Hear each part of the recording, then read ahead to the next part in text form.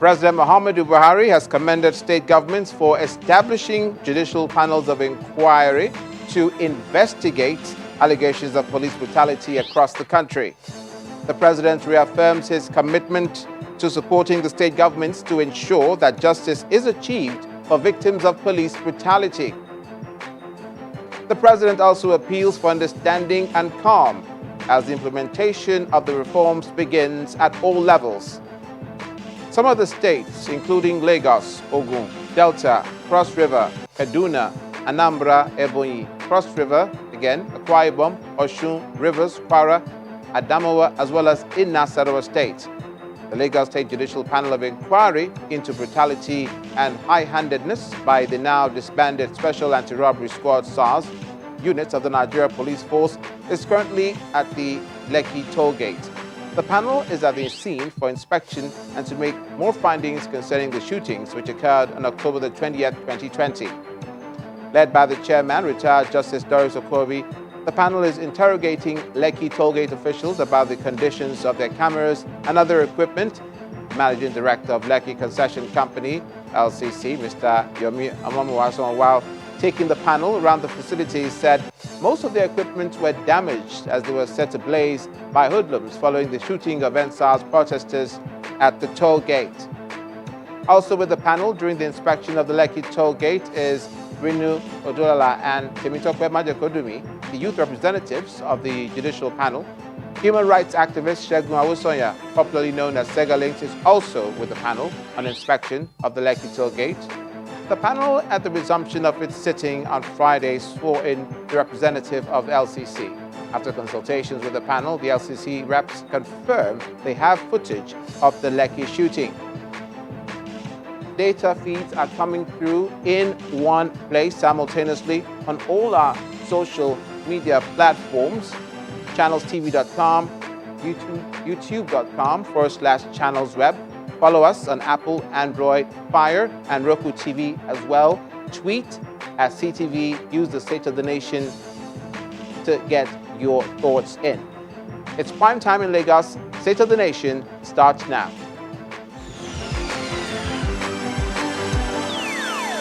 You're welcome to the program. The management of the Lekki Concession Company says it's ready to release the footage of all that transpired at the Lekki Toll Plaza on October the 20th. The company's counsel, Mr. Gbolahan Agboluaje, made this pledge when he appeared before the Lagos State Judicial Panel of Inquiry for restitution for victims of SARS and related abuses today. Mr. Agboluaje and the company's managing director, Mr. Yomi Amamuwason, were invited by the panel to give their account of the events on that day. The panel later visited the Lekki Toll Plaza as well as the military hospital in Falamo for an on-the-spot assessment. And joining us to discuss these pertinent issues is Mr. Kayode Akinshola, a legal practitioner. You're welcome to State of the Nation. Thank you so much for having me. Good evening, Nigerians. I feel very glad to be on the program this evening. It's indeed our pleasure to have you here. Let's begin with expressing our condolences and our commiseration to everyone that was affected by the Lekki tollgate shooting, the families, the victims, and all Nigerians, as well as the casualties suffered on the part of law enforcement. That led, of course, to the Judicial Panel of Inquiry and, of course, to the aftermath of the NSAS protests. What's your view about the entire scenario? Now, of a truth, Nigerians, particularly the youth among us, they have been able to come out, they told to the streets in order to agitate for what we believe should be a change in the narrative and the dictate of the way we run our security architectures and apparatus in Nigeria. And the main agitations being made, or that were made by the youth, there were actually 5 of them. The very first one is the immediate release of all the arrested protesters, justice for all deceased victims of police brutality, and appropriate compensation for their families. The third one is setting up an independent body to oversee the investigation and prosecution of all reports of police misconduct within 10 days. The fourth of it is that in line with the new new police act, psychological evaluation, and retraining of all the disbanded SARS officers. The fifth one, which we feel that Mr. President or the federal government have not been able to say anything about, is the increment in police salary, so that they are adequately compensated for protecting the lives and property of every Nigerian. We will discover that some of these 5 demands, they have not been met by the presidency. And having said this, the composition of the judicial panel who are supposed to see into some of these complaints being made by respective states, and I think it's something that is commendable. We have seen Lagos as an example, and the panel that was being led, or that is currently being led, by Justice Okobi, we've seen their activity today, and I think that's a good start. Regrettably, however, when the managing director of the LCC appeared before that panel, they demanded that having with him the footage of what happened on the 20th of October 20. He said he does not have it, on him, and assuming without considering that is to present such a thing before the panel, he will need to come up with his lawyer. And I think this is not something that is fair on the part of Nigerians. What we want is the truth and the thorough investigation by the judicial panel that were being composed or being put together by Mr. President. Having said this, by the time they were done, because they considered the need for them to visit the locus incu, the locus, the scene of events, and they felt the need for them that, they really need to visit the hospital. But we are very surprised today, Mr. President will actually send or give the mandate to some people, a panel who are supposed to investigate the dictates, as well as the thorough investigation into the killing that were being alleged against the military. Hence, the need for them to visit the mortuary. The repression that they received or being visited on them today is not something that should be welcomed by an average Nigerian, without prejudice that whatever thing that will have happened today. Mr. President was the one who gave them the mandate for them to do a thorough investigation. Is the commander-in-chief, is the chief security officer of this nation. And if he has commanded, we expected all and sundry, all hands to be on deck in order for them to make sure that their investigation is thorough. We believe that we are not still going to see some of this melodrama, as some of this panel continue to see it. We believe that we shall get to the logical conclusion. Just like I said earlier, increment in police salary is critical, because some of these policemen that we tend to give guns that they should go on streets, law doesn't permit them to go on strike. They cannot go on strike. If these are the people that can not strike, you have to remunerate them. Otherwise, we'll be inviting corruption into the way our security architecture is being put up in Nigeria. It's just the panel actually started today. The one of Ogun is starting next week Monday, and we feel like that some other states will be. It's still very early for us to say whether they have done or they have fared well or not.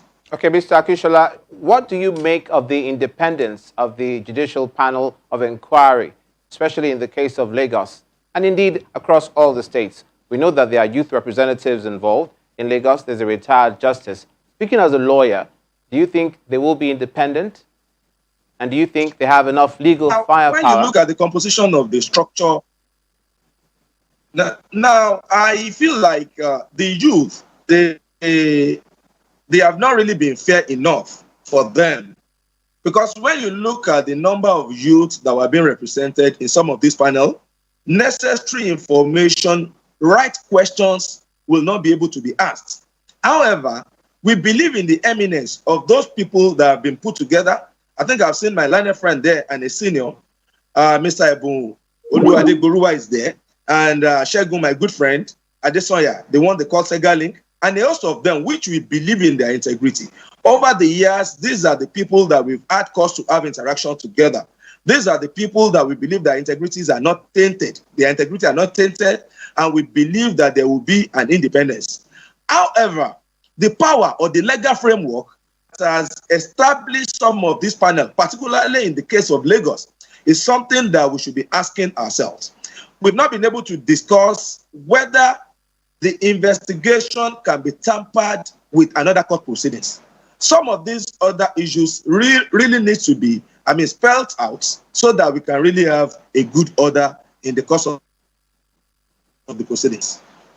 Thank you so much for your insights in these issues. We're going to take a break, and when we come back on State of the Nation, we'll continue our discourse on the aftermath of the EndSARS protests. Please stay with us. Welcome back. You're watching State of the Nation. Our focus is the aftermath of the EndSARS protest. We're now being joined by Barrister Tunde Kolawole, a legal practitioner. Thank you so much indeed for joining us on State of the Nation. And as you know, our focus is on the aftermath. Thanks for having me. You're welcome. Of course, again, our condolences and our sympathy to everyone directly or indirectly affected by the aftermath of the EndSARS protests and the shooting at the Lekki toll gate, including the protesters and the law enforcement officers. Our condolences are with everyone affected in every way. And that leads us to my first question to you.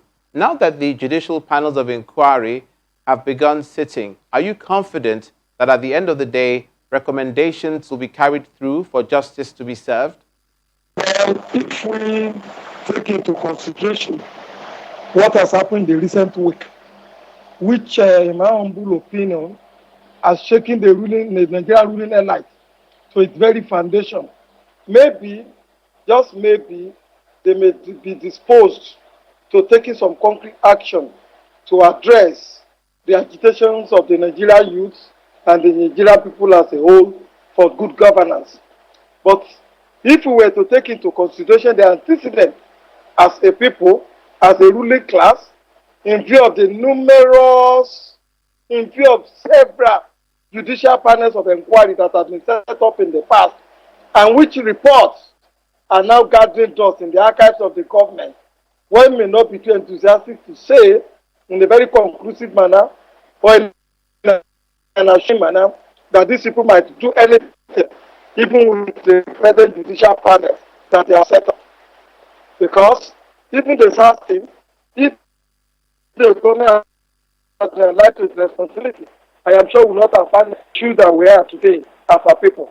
The agitation for police reforms, the agitation for good governance started about 2017, and we are in year 2018 now, without the government doing anything concrete about it.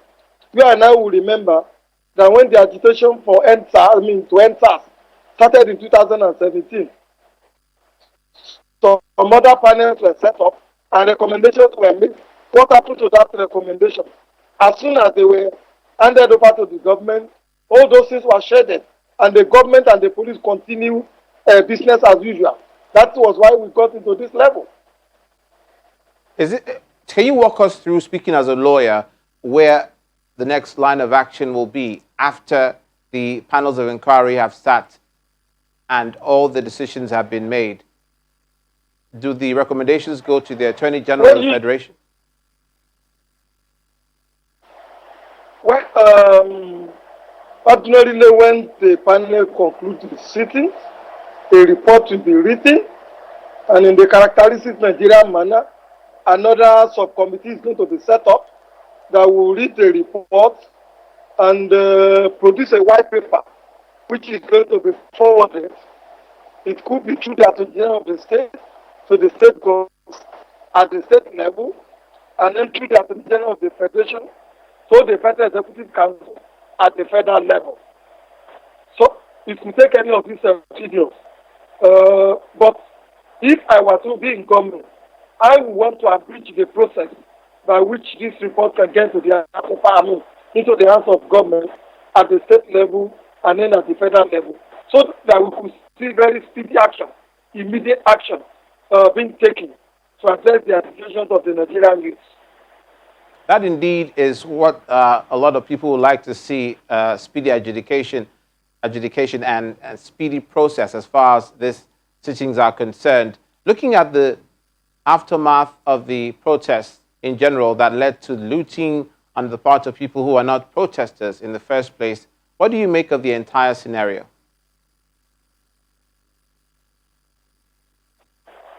Well, honestly speaking, like I earlier on said, we have a way of inviting trouble onto ourselves in this country as a people. And why do I say this? Look at the level of unemployment among the Nigerian youth. Look at the amount of money that people have to pay to be able to utilize or have access to power. Look at the taxes that have been imposed on the average Nigerian people of recent times. Look at what the banking institutions are doing. And to look at the high level of corruption on all faces of the Nigerian government. Look at the cornering and appropriation of state property, of state land to themselves by the Nigerian ruling elite. All these things are the ones that have accumulated into what we now call NSAS, which I prefer to describe as a kind of youth uprising, because the agitation of the youth from my interactions with them is not just merely to end NSAS or to ensure that we have police reform, but to really have a good government in this country. Because no matter what blueprint, no matter what report any of the panels might be writing, if we still don't have good governance, as soon as the government that set up this panel leaves the place, the possibilities are that the new government that comes into power will just revert to the old way and it will be business as usual. The tragedy of the entire Nigerian scenario today is that we have a ruling elite that is indolent, that is incompetent, that doesn't know the ways and means by which the economy can be diversified. And if you have that kind of a ruling elite in your hand, then you are into a long crisis, as it were. This is one of the ways progress is made. There's a protest and there's a response concerning that which is being protested about. And the response from the federal government now, one of which is the setting up of these judicial panels of inquiry. Now, to give the federal government and the government the benefit of the doubt that they are concerned and that things will change, what, in your view, will make it a no-brainer that at the end of the day, these panels that are set up will achieve the purposes for which they are set up? Well, the reason why I'm not enthusiastic, Mr. Macaulay, is basically the fact that when you look at the institutional foundation that you used to kind of implement those whatever findings that the panel might come out with, they are not yet there. You look at the Nigerian Constitution, and you also look at the Police Act, which has just been passed into law. All those frameworks are not likely to be able to accommodate the fact-reaching recommendations that most of these panels might be coming up with. For example, or let me give you an example. We will also want to see a kind of police being put back in the hands of the community. The Police Act that we have in hand today, and then the Nigerian Constitution, does not make provisions for the Nigerian police to be put in the hands of the Nigerian people, in the hands of the Nigerian community. Rather, the two laws that are referred to still are still in such a manner that the police is merely there to preserve the people, the allies in power, and not really to render service to the Nigerian people. If we are going to be able to implement whatever recommendations that those panels might be coming up with, you will need to repeal or review the present Police Act in such a manner that it is able to accommodate putting the police in the hands of the Nigerian people, in the hands of the local community in which the police might be acting. You will also have to have a police force that is no longer seeing itself as a weapon or as an instrument or as a force for the preservation of the allies in power, but rather to preserve peace, to guarantee that people's lives and property are safe in all the parts of the Nigerian and the Federation. So, how do you do it?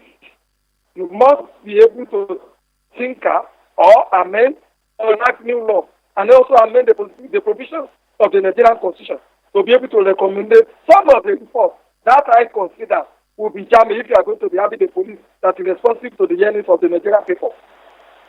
Thank you so much. You've spoken very passionately, Barrister Kolawole, about these issues. We hope that sort of passion is the kind that will drive these judicial panels of inquiry and even the federal government for proper police reform and compensation for victims of police brutality. Thank you so much for coming on State of the Nation. I hope so. I hope so too. We're speaking with Barrister Tunde Kolawole, and his comments bring this edition of State of the Nation to a close. Thank you so much for watching. I'm Olumide McCall.